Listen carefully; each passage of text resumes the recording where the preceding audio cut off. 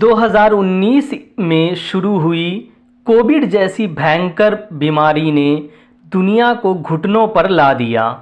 अपनी जान बचाने के लिए लोगों को घरों में कैद होना पड़ा। इस दौर में अगर किसी चीज़ ने इंसान की बहुत मदद की तो वह ऑनलाइन दुनिया थी। यही वो दुनिया थी जहां लोग घरों में कैद होने के बावजूद भी एक दूसरे से जुड़े हुए थे। ऑनलाइन और सोशल मीडिया प्लेटफॉर्म पर फ़ोटो, वीडियो, ऑडियो शेयर करके एक दूसरे का हाल जानते रहे और अपना हाल बताते रहे। वहीं वीडियो कॉन्फ्रेंसिंग ने तो बिजनेस वर्ल्ड के लिए रीढ़ की हड्डी की तरह काम किया। वीडियो कॉन्फ्रेंसिंग यानी वीडियो के ज़रिए मीटिंग करना, आमने सामने बैठकर मीटिंग न करके वीडियो के ज़रिए ऑनलाइन जो मीटिंग होती है उसको वीडियो कॉन्फ्रेंसिंग कहते हैं। सोचिए, अगर ये ऑनलाइन सहूलियतें नहीं होती तो दुनिया का क्या हाल होता। और कभी सोचा है कि ये चीज़ें किसकी देन है, यानी इन चीज़ों की पीछे कौन है, किसका दिमाग है। आपको यह जानकर हैरानी होगी कि ये सब एक मुस्लिम साइंटिस्ट की वजह से मुमकिन हो पा रहा है। वह मुस्लिम साइंटिस्ट जो भारत का गर्व हैं। कहानी शुरू करने से पहले दोस्तों, आप लोगों से गुजारिश है कि हमारे YouTube चैनल को अब तक सब्सक्राइब ना किया है तो अब करना ना भूलें। दोस्तों, उस मुस्लिम साइंटिस्ट का नाम है नासिर अहमद। आज के वक्त में फ़ोटो, वीडियो, ऑडियो को भेजने और वीडियो कॉन्फ्रेंसिंग करने के लिए डिस्क्रीट कोसाइन ट्रांसफॉर्म नाम की एक टेक्नोलॉजी का इस्तेमाल किया जाता है। इसी टेक्नोलॉजी की वजह से दुनिया भर में ऑनलाइन एक जगह से दूसरी जगह फ़ोटो, वीडियो और ऑडियो को भेजना मुमकिन हो पाया, या जो वीडियो कॉन्फ्रेंसिंग करते हैं वो भी इसी टेक्नोलॉजी की वजह से हम कर पाते हैं। नासिर अहमद और उनकी टीम ने 1972 ईस्वी में यह टेक्नोलॉजी डेवलप की थी।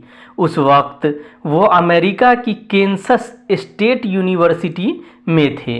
इस टेक्नोलॉजी को शॉर्ट में DCT के नाम से जाना जाता है। DCT के अलावा एक और बड़ी उनकी देन है फ़ोटो का JPG फॉर्मेट। ये जो JPG फॉर्मेट है वो उनकी ही देन है, यानी उन्होंने ही इसका इन्वेंशन किया, वही इसके आविष्कारक है, इन्वेंटर है, उन्होंने ही इसका इजाद किया। उनकी टेक्नोलॉजी की वजह से न सिर्फ जूम और दूसरे प्लेटफॉर्म पर मीटिंग या वीडियो कॉल मुमकिन हो पाई, बल्कि DVD, डिजिटल कैमरा और अच्छी क्वालिटी की तस्वीर और वीडियो वाले टेलीविज़न बनाने में भी उनकी टेक्नोलॉजी का इस्तेमाल किया गया। आइए अब उनके बारे में कुछ जान लेते हैं। वह पेशे से इलेक्ट्रिकल इंजीनियर और कंप्यूटर साइंटिस्ट हैं। वह 1940 ईस्वी में बेंगलुरु में पैदा हुए थे। बेंगलुरु के बिशप कॉटन बॉयज़ स्कूल से शुरुआती पढ़ाई की। बेंगलुरु की Visvesvaraya college of engineering university से 1961 ईस्वी में इलेक्ट्रिकल इंजीनियरिंग में BSc किया। उसके बाद वह अमेरिका के न्यू मैक्सिको शहर चले गए।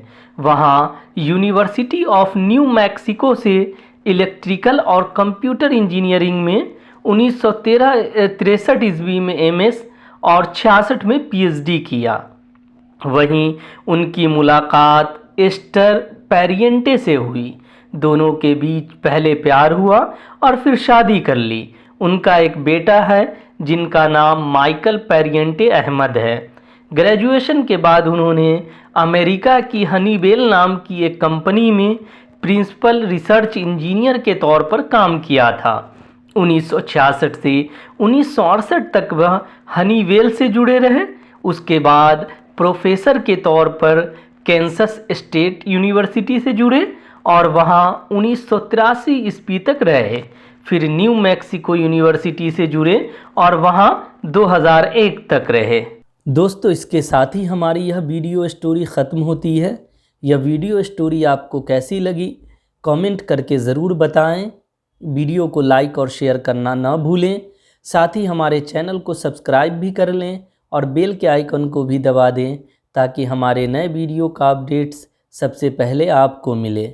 फिर मिलते हैं नए वीडियो के साथ। तब तक के लिए खुदा हाफिज़।